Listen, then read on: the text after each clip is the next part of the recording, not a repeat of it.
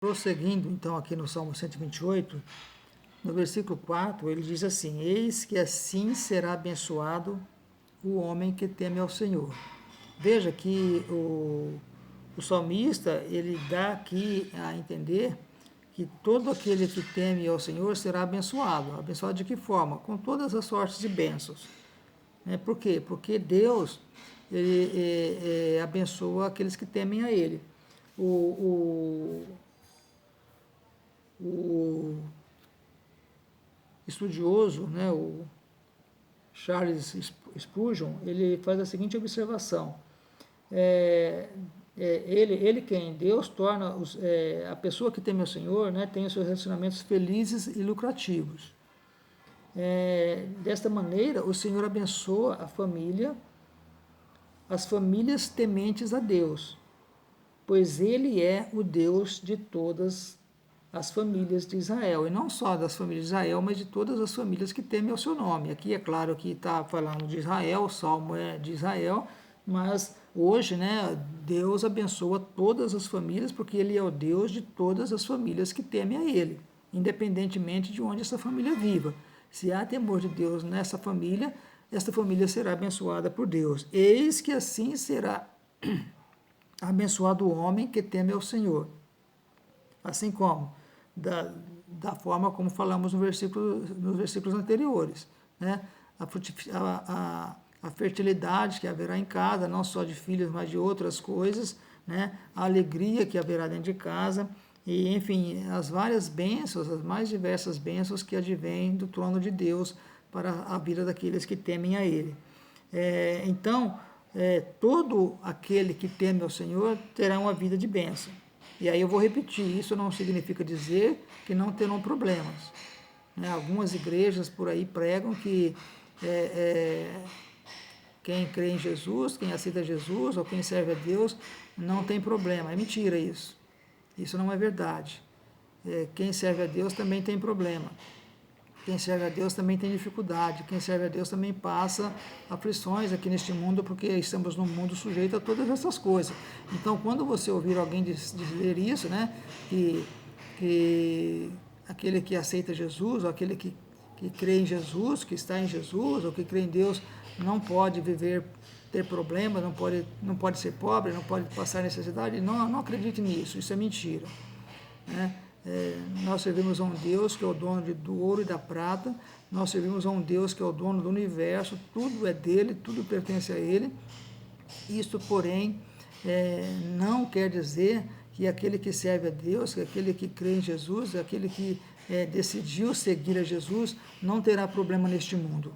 Isso não é verdade, nós temos problemas também, mas os nossos problemas, como lemos lá em Romanos 8:18, esses problemas, essas aflições que nós passamos não são, não devem ser comparadas com a glória que nós haveremos de receber quando estivermos com Cristo na sua glória. Então, os problemas aqui são coisas pequenas, são coisas minúsculas, são coisas insignificantes se comparadas com a glória que nós haveremos de receber quando estivermos na glória com Cristo.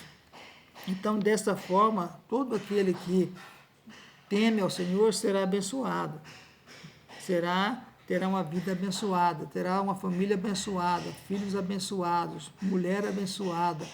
Tudo que ele fizer será próspero, tudo que ele fizer irá bem, porque é isso que acontece com aquele que teme ao Senhor.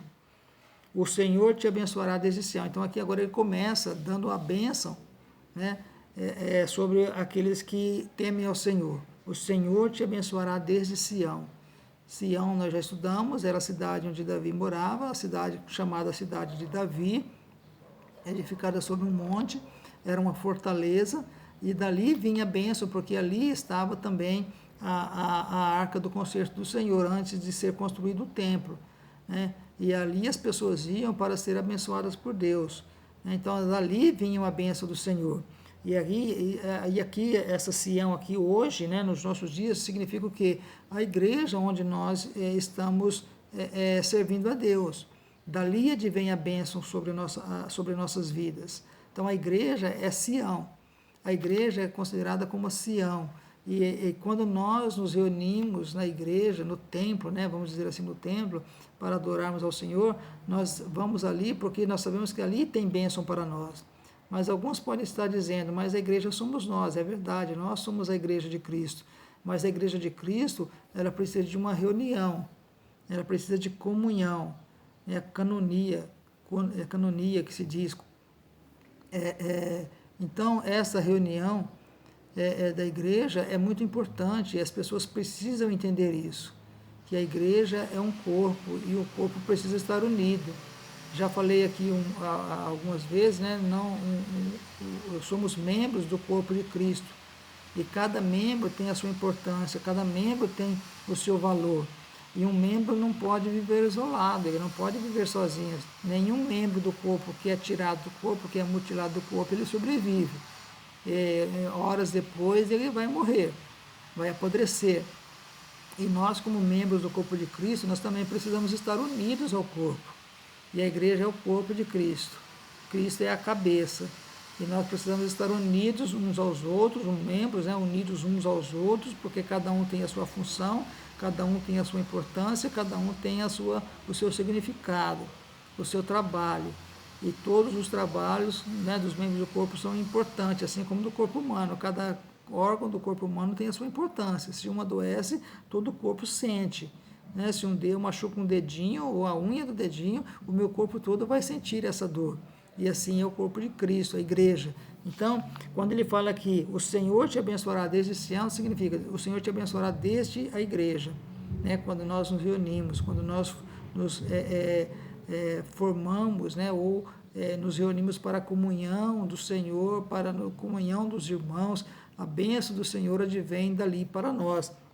E nós somos abençoados quando vamos à casa do Senhor para adorar o seu nome. E esta, aliás, era a alegria deles, quando nós já estudamos lá no Salmo 122, o salmista expressa isso, Davi, alegrei-me quando me disseram, vamos à casa do Senhor. Ele sentiu alegria quando viu os seus irmãos indo à casa do Senhor. E aqui no versículo 5, quando ele diz, o Senhor te abençoará desde Sião, ele está dizendo, o Senhor te abençoará desde o momento em que você estiver unido ao corpo de Cristo. Desde o momento que você estiver fazendo parte do corpo de Cristo, desde o momento que você estiver se unindo aos seus irmãos para a comunhão dos irmãos, para a comunhão do corpo de Cristo, então você será abençoado. E tu verás os bens de Jerusalém em todos os dias da tua vida. E por que ele faz essa referência a Jerusalém? Porque Jerusalém é a cidade escolhida por Deus para ali, né, habitar. Foi ali que foi construído o templo, depois por Salomão. Então, eles têm dão a Jerusalém essa grande importância, porque ali é o local onde Deus escolheu para se apresentar diante deles. Nós já falamos também aqui algumas vezes, quando Salomão construiu o templo, que inaugurou o templo, a oração que Salomão faz ali na inauguração do templo, pedindo a Deus a sua bênção, né, a sua proteção, dizendo que ali, quando eles orassem ali, que Deus ouvisse dos céus, respondesse as suas orações. Se por acaso eles fossem levados para o cativeiro e orassem onde eles estivessem, na terra do inimigo, com as janelas voltadas para Jerusalém, que Deus também ouvisse essa oração e abençoasse o seu povo onde o seu povo estivesse. Então, e tu verás os bens de Jerusalém, porque o desejo deles é a prosperidade de Jerusalém, é o bem de Jerusalém. Nenhum judeu quer o mal de Jerusalém, assim como nenhum de nós deseja o mal de nossa casa. Nenhum cristão deve desejar o mal da igreja, porque a igreja é o corpo de Cristo. Então, Sião simboliza a igreja, e aqui os bens de Jerusalém a bênção derramada sobre o Israel de Deus. Né? E aqui Jerusalém, todos os dias da tua vida, são os bens que advêm da parte de Deus sobre a sua igreja, sobre aqueles que estão caminhando para Jerusalém celestial. Então você vai ver os bens do Senhor, né? Sobre a sua igreja, sobre o seu povo, sobre aqueles que temem ao Senhor, todos os dias da sua vida. Aí ele encerra o salmo dizendo, e verás os filhos de teus filhos e a paz sobre Israel. Aqui já é uma promessa. Então, quem teme ao Senhor é feliz, quem teme ao Senhor tem uma família abençoada, né? A mulher é uma bênção, é fértil, né? é uma mulher que frutifica filhos, não só filhos, mas bondade, piedade, amor, carinho, afeto aos seus filhos e ao marido. Os filhos são uma bênção porque eles trazem alegria para dentro de casa e vão crescendo e vão trazendo ajuda para o pai, para a família, para dentro de casa. Então os filhos eles vão se tornando o substituto do pai, né? Porque com o tempo, né, ao crescerem, o que vai acontecer? Os filhos vão crescer e vão se casar. Lá em Israel era comum os homens se casarem com a idade de 18 anos. O que passasse disso, no máximo 21 anos. O que passasse disso já ficava meio complicado para eles. Por quê? Porque era a cultura deles de que da necessidade de frutificar a família, de fazer a família crescer. Assim como o pai, né, o casal, frutificou e teve os filhos, né, e naquela época, nem sempre, né, mas algumas famílias tinham muitos filhos. Nós estudamos no Salmo passado a importância de ter muitos filhos, embora hoje isso não seja mais comum, mas naquela época era meio comum. E aqui, o fato, né, do pai ter os filhos, esses filhos crescem, e depois que eles crescem, né, à medida que eles vão crescendo, os pais vão envelhecendo, e eles vão se tornar o quê? Os ajudadores dos pais, aqueles que vão cuidar dos pais, aqueles que vão dar filhos, né, ou netos para os pais, aqueles que vão fazer com que essa promessa se cumpra, e verás os filhos de teus filhos. Ou seja, se no Salmo 127, que estudamos na semana passada, nós estudamos sobre como construir essa casa familiar, aqui nós estamos vendo que depois dessa casa familiar construída, sendo temente ao Senhor, o que acontecerá com essa família, com essa casa familiar que teme ao Senhor e que vive nos mandamentos do Senhor? Ela será abençoada. De que forma? Os seus filhos se casarão, terão filhos, e aí os pais, né, serão bem-aventurados. Por quê? Porque irão ver os filhos dos filhos, ou seja, os seus netos, e até, às vezes, os bisnetos, alguns deles, né? E isso é bênção de Deus, né? Isso significa o quê? O cuidado de Deus com a família, e daquele que teme ao Senhor, a longevidade, né? Deus dá longevidade para ele. Ele alcança não só os filhos, mas alcança os filhos dos filhos, e às vezes até os filhos dos filhos dos filhos, que são os bisnetos. Então isso tudo é o que? Bênção de Deus. Aquele que teme ao Senhor é feliz, e ele vive muitos dias, muitos anos. Eles vivem uma felicidade, uma vida feliz ao lado da sua família, da sua esposa, dos seus filhos. Depois vem os netos, e essa felicidade e essa alegria vai repassando, né, por gerações e gerações. Por quê? Porque aquele que teme ao Senhor, ele vai passando as gerações. O temor do Senhor, diz o sábio Salomão, é o princípio da sabedoria.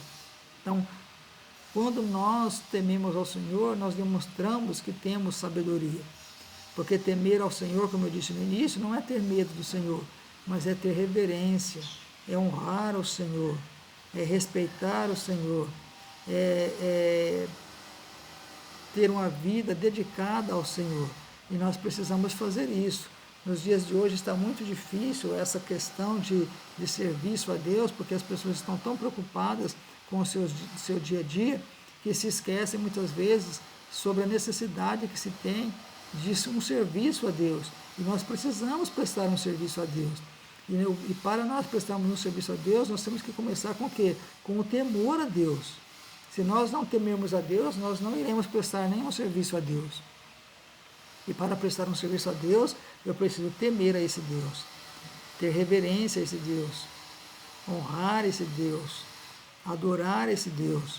E aí, quando eu faço isso, eu começo a prestar um serviço a Deus. E esse prestar um serviço a Deus não é ter cargos na igreja, como muitos pensam e muitos almejam. Não é isso. Prestar serviço a Deus é amar o seu próximo como a si mesmo, como disse Jesus. Prestar um serviço a Deus é ser uma pessoa piedosa, uma pessoa de coração bom, uma pessoa de coração meigo, uma pessoa de coração amável, que ame as pessoas, que respeite as pessoas, que ajude as pessoas, que auxilie as pessoas. E esse ajudar não é só ajudar financeiramente, é ajudar muitas vezes num aconselhamento, é ajudar muitas vezes num amparo, é ajudar muitas vezes numa orientação que essa pessoa esteja precisando. Né? Nós podemos ajudar as pessoas de várias maneiras, orando por elas, aconselhando elas a servir a Deus, aconselhando elas a temer ao Senhor, aconselhando elas a amar o Senhor, aconselhando elas a viver para o Senhor, a ter uma vida dedicada ao Senhor. E quando nós fazemos esse trabalho que as pessoas se voltam para Deus, aí nós nos tornamos bem-aventurados e felizes, porque aquele trabalho que fizemos com aquela pessoa redunda em bênção sobre a nossa vida, e não só sobre a nossa vida, mas sobre a vida daquela pessoa e daquela família a quem nós auxiliamos, a quem nós ajudamos.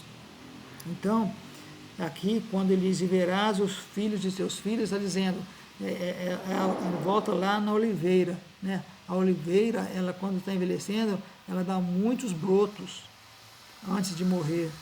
E esses brotos são os que vão substituir a oliveira. Assim é o homem que teme ao Senhor, é aquele que teme ao Senhor.